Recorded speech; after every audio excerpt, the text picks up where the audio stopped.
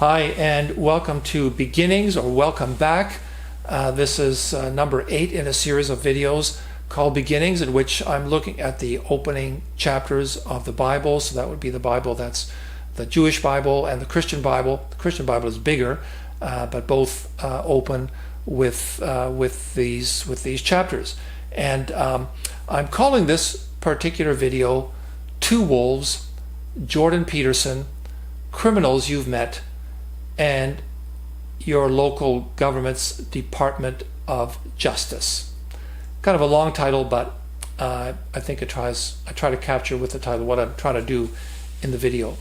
Now, this is number 8, as I've said, and if you've seen the others, then what I'm saying in this video will make a little more sense, but I think it can also stand alone. So if this is your first one, then feel free to continue to watch it, of course, and if you want to look at the others, that's also terrific. I hope that you will gain a lot of insights from them. I think they're just incredible chapters, these first chapters in the Bible, and full of insights into our existence, why we should continue to live, what is the nature of the world in which we live, the universe, God, and key questions of that kind.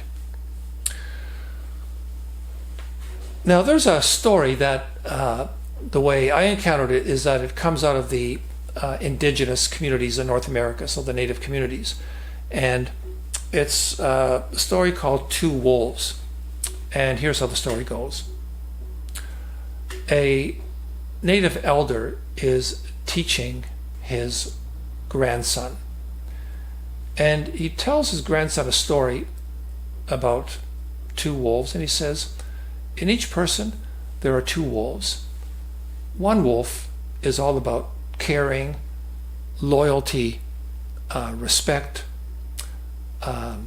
courage, love, justice, and these kinds of things. The second wolf is all about bitterness, anger, revenge, hatred, greed, excessive pride, and these kinds of things. And these two wolves are fighting it out all the time inside each person. The little grandson looks up at his grandfather and says, "Grandfather, which wolf wins?" And the grandfather elder says, "The one you feed." So it's kind of a neat story, and you can see that it has, it gives a lot of insight into our own lives. Now, you might see the story of Cain and Abel, which we're going to read. You might know it already. If you don't, I'll read it and comment on it. You might see it as the story that's a bit like that there's a good brother, there's a bad brother, and which one's going to get the upper hand.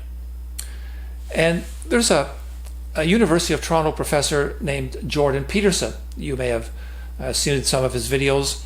And a couple of years ago, he produced a series of videos called The Psychological Significance of the Bible. And now Peterson is a clinical psychologist and teaches at University of Toronto and has taught at Harvard and is an author.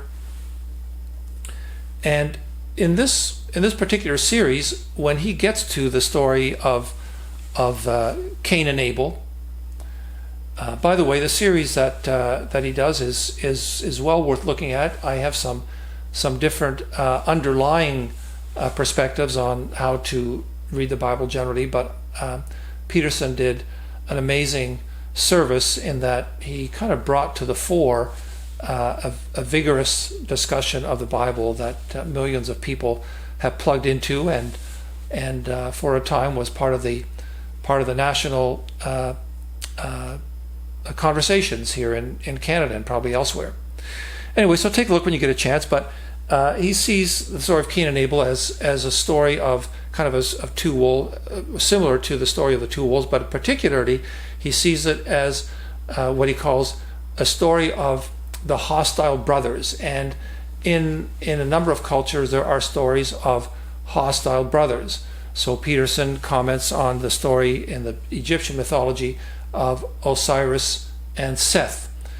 He comments on the story in John Milton's Paradise Lost, two brothers, Lucifer, Satan, and Jesus Christ.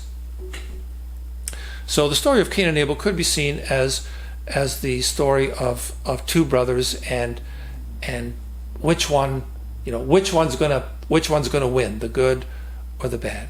So let's go to the story and see how it goes. Adam and Eve. Adam slept with Eve, his wife.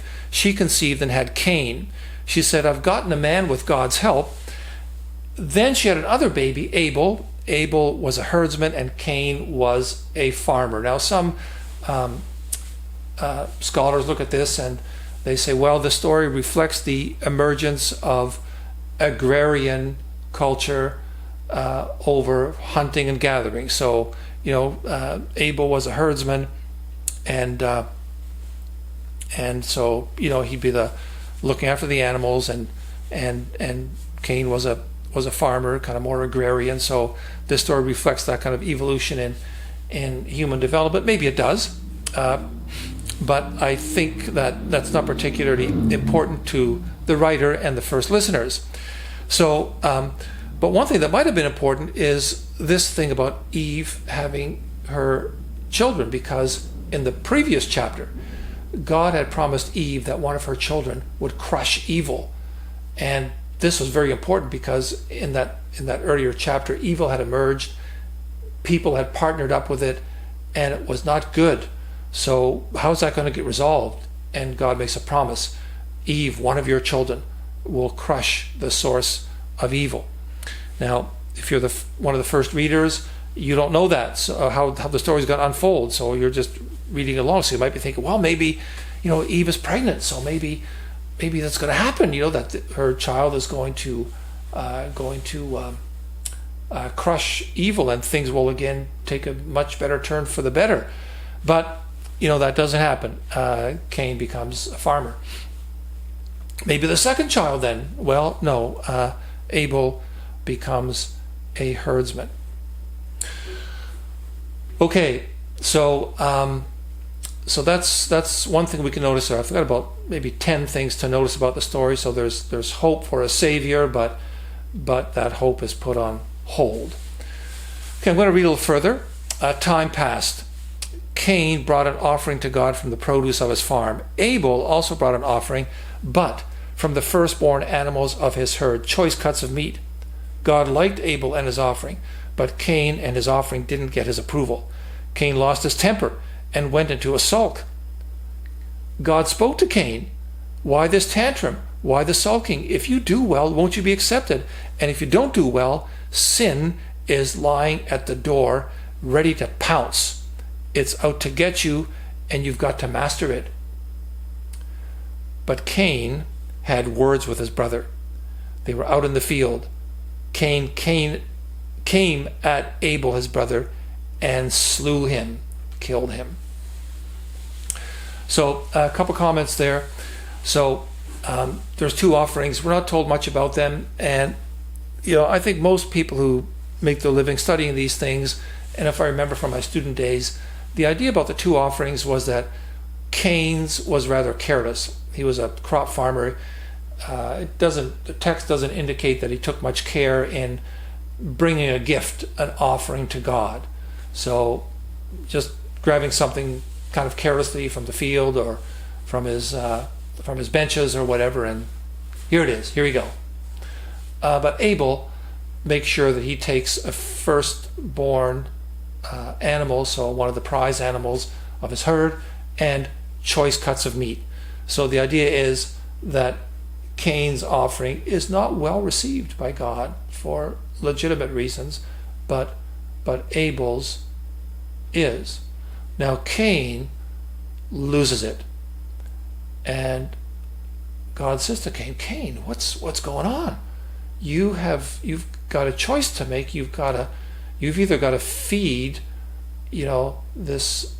You can feed your anger and your disappointment, or maybe you can talk it out, and maybe you can discover what you need to do to properly provide a sacrifice. And a couple of quick things. The idea of sacrifice, by the way, is a very important thing. Peterson talks about this a lot in his treatment of the story of Cain and Abel. He brings out the concept of sacrifice from the story, and he identifies sacrifice in this way. A sacrifice is something valuable that you give up now in order for an even greater value in the future. So for Peterson, this story reflects the growing awareness among human beings of the importance of sacrificing, delayed gratification. If you eat everything you've got now, you'll have nothing for tomorrow. If you take pleasure in all your available things now rather than sacrificing and working hard, you will have no future. So maybe there's something like that. Maybe part of that's going on. Definitely, this Peterson's definition of sacrifice does make sense for the rest of the Bible's discussion about sacrifices, and there's lots of sacrifice stories in the Bible, as you might know. So that's kind of a cool thing to know. So then let's go back to Cain, because he's got a choice to make, and as you know, he does not take the time to talk things through or consider. He lets his anger get the better of him, and where God had warned him, evil is crouching at the door, ready to rip you to shreds. This is what happens. So Cain maybe lures his brother out into the fields and kills him. So there's a little bit there about how each of us has a choice to make when it comes to doing wrong, and we need to be aware of the power of evil and the necessity of fighting, to live properly and make those good choices, choices that are in harmony with the way that God requires us to live. Okay, so then God confronts Cain. God said to Cain, "Where's Abel, your brother?" And he said, "How should I know? Am I his babysitter?" And God said, "What have you done? The voice of your brother's blood is calling to me from the ground. From now on, you'll get nothing but curses from the ground. You'll be driven from this ground that has opened its arms to receive the blood of your murdered brother. You will farm this ground, but it will no longer give you its best. You'll be a homeless wanderer on the earth." And Cain said to God, "My punishment is too much. I can't take it. You throw me off the land. I can never again face you. I'm a homeless wanderer on earth. Whoever finds me will kill me." And God told him, "No. Anyone who kills Cain will pay for it 7 times over." And God put a mark on Cain to protect him, so that no one who met him would kill him. Well, there's a lot of amazing things going on here. So, for one thing, God confronts Cain with the enormity of what he's done. So Cain has violated all these sacred elements. He has taken a human life. He has spilled the sacred blood of this person on the ground. It's his own brother. Cain has run away from God's guidance for his life in allowing, choosing to do something that was particularly wrong, and now, that it's almost as if the ground itself is personally offended. It's violated because the sacred blood of Abel has soaked into the ground, and now the ground will no longer cooperate with Cain. It will not give him proper crops, and so and and Cain feels that God is going to utterly abandon him.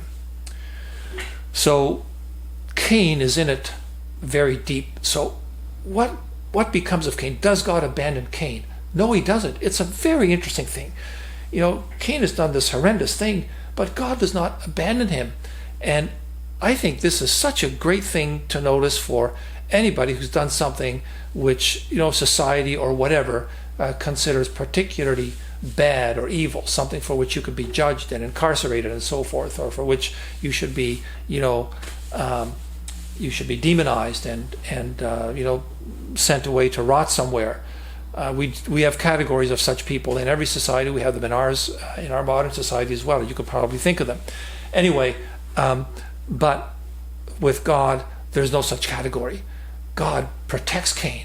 He protects him with a threat to anyone who would seek revenge on Cain. He says, if you lay your hand on Cain, just be aware that you will pay 7 times over what you do to Cain. So God protects Cain. He puts a mark on him, and in the story, and I think people are trying to figure out maybe what exactly that was and what it meant. Maybe it's, I think the stories in these parts of the Bible have to be taken in a way that's kind of symbolic, but nevertheless tells us literally true things, but symbolically. But anyway, so in the story, God puts a mark on Cain. So God protects Cain, but also I think it's very interesting that that God cuts away the tradition of revenge. So Cain was deathly scared that someone was going to take revenge on him.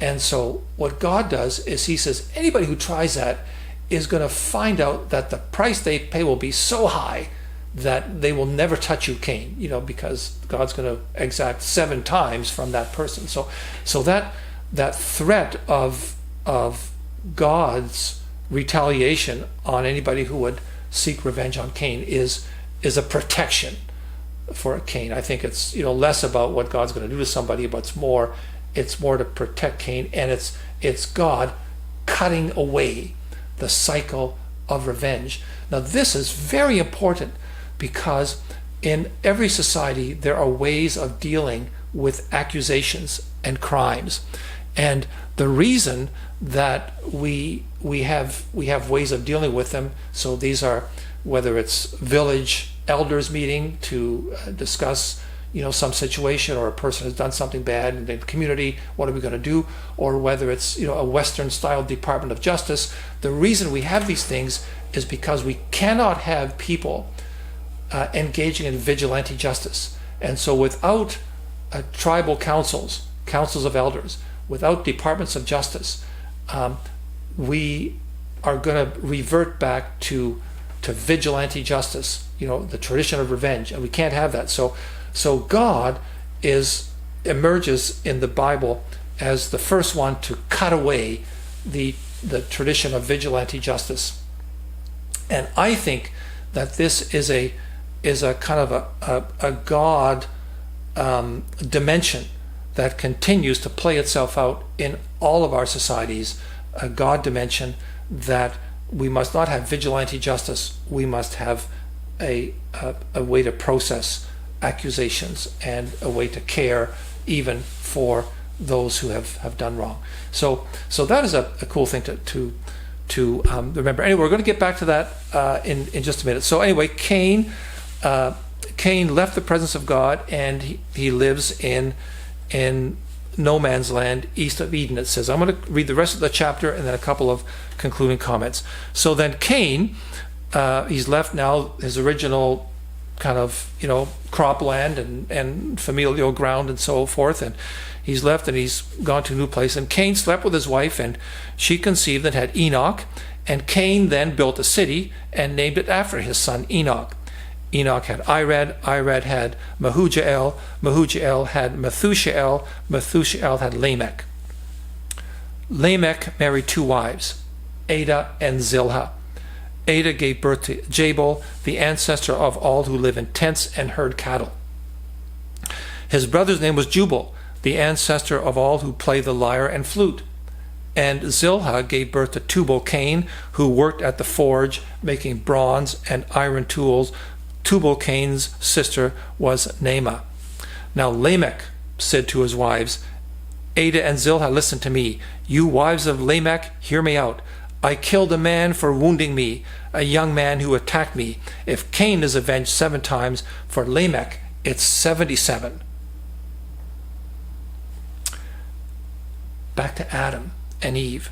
Adam slept with his wife again. She had a son whom she named Seth. She said, God has given me another child in place of Abel, whom Cain killed. And then Seth had a son whom he named Enosh.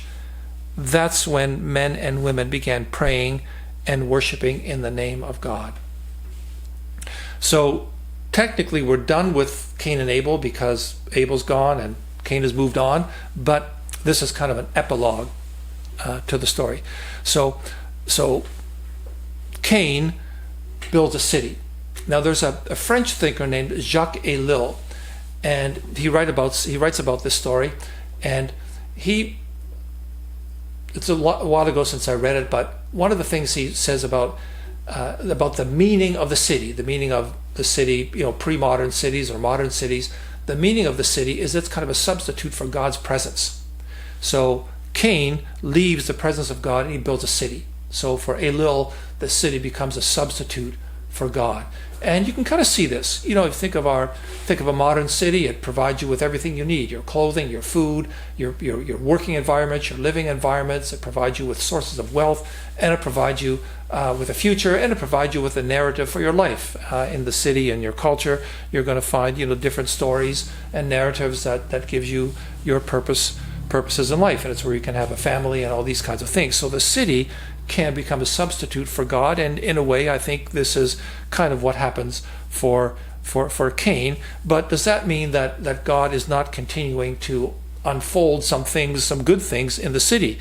Because there's a few generations that are mentioned there, and some interesting things happen. There's Jabal, the ancestor of all who live in tents and herd cattle. And then we find the ancestor of all who play the lyre and the flute. And then we also find the ancestor of all who work at the forge, making bronze and iron tools. Now, this is kind of the Bible's way of describing, the origins of tents, sheltering and animal husbandry, herding cattle. Important things for a society of that time and for ours too, of course. Then the arts start to show up. So the people play the lyre and the flute, so music. And so then also metalwork, bronze and iron. So these things begin to emerge in the beginning pages of the story of the human community as told in Genesis. So that is very interesting. And these, I think, are good things from God that begin to emerge even in that city built by a homeless wanderer, Cain, who'd kind of given up on himself, but I don't think God gave up on him. And Cain actually goes out and accomplishes some great things. I may have told you before in a previous video that some of my work is with people who are in custody. And I sometimes work with people who have killed and been convicted. And I think this story is so interesting because, Cain has a life beyond what he did, and he even gets God's protection. And good things even happen in the community that Cain establishes. Anyway, so a couple of closing things. So we get to the story of Lamech, and he brags to his 2 wives that somebody has wounded him, but he's killed that man. So Lamech turns upside down what God had been trying to do. God had tried to destroy the Vigilante tradition, and Lamech brings it back to life. And he even tries to outdo God. He said God had protected Cain with a promise of, a 7-fold revenge, but hey, I'm really tough. I'm going to take it out 77 times on anyone who tries anything on me. Someone's wounded me, I'm not just going to wound him. I killed him. So that is a dark end to the story of Cain and Abel. So it's kind of interesting that the chapter ends with going back to Adam and Eve, and they have another son, and Enosh is a grandson, and then we read people begin to pray and worship the name of the Lord. So all through the story of Cain and Abel, we do discover a lot of insights, and we discover God's grace and continuing to work with people no matter what they do or what happens, and his blessings continue to unfold anyway. And then this very cool thing where Adam and Eve have another child to replace Abel, which is also good to know, because people do have incredible tragedies in their families, and Adam and Eve, the first people, as the Bible tells it, they also experience that, but they move forward. The life continues on, and so they have a child, Seth, his son Enosh, and men and women begin praying and worshiping in the name of the Lord. So there's some hopeful things there, and there's a lot of breathless anticipation in the stories of the Bible, and this chapter ends with some more of that. So hope that's been helpful to you, and hope you've enjoyed it. Please subscribe. Please click on the notification bell there, and leave a comment. Thanks very much, and see you next time.